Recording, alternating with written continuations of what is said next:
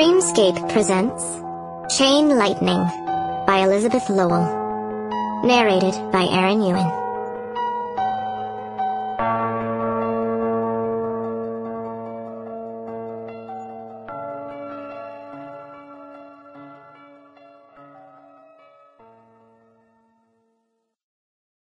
Chapter 1. What you need is a lover. Mandy's head snapped up from the paper scattered across her desk. The movement was so sudden that it sent her silky, chin-length black hair flying. But a single glance told her that it was too late to deflect Anthea. The tiny dynamo, who stood next to Mandy, was already in overdrive.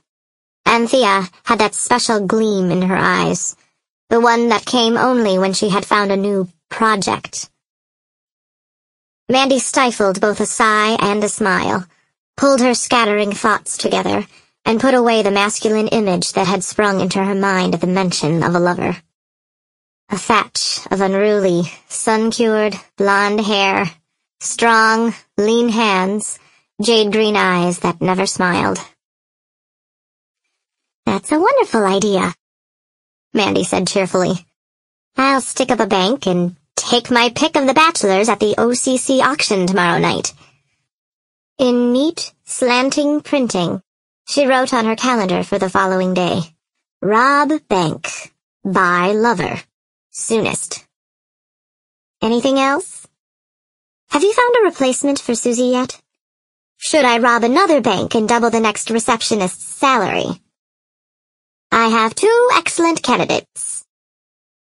Mandy was careful not to inquire whether Anthea's candidates were for the position of OCC receptionist or that of lover for one Samantha Blythe. Mandy prayed that it was the former. She didn't want to be the focus of her boss's unpredictable charitable impulses, especially on the subject of men. The last thing Mandy wanted was another waltz around a marriage ring with the kind of easy-smiling, honey-voiced liar her husband had been.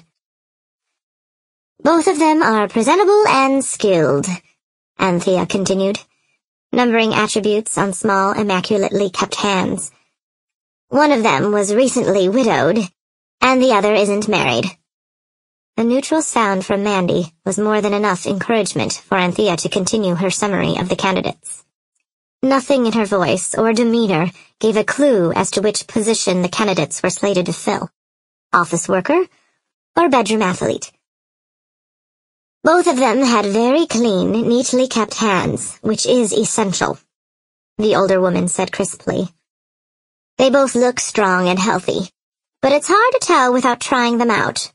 On the whole, I don't think either one will require on-the-job training. They seem to be self-starters." Mandy made a strangled sound. Anthea continued without a pause, not noticing the look on her executive secretary's face. "Education and a sense of humor would be nice, but aren't necessary.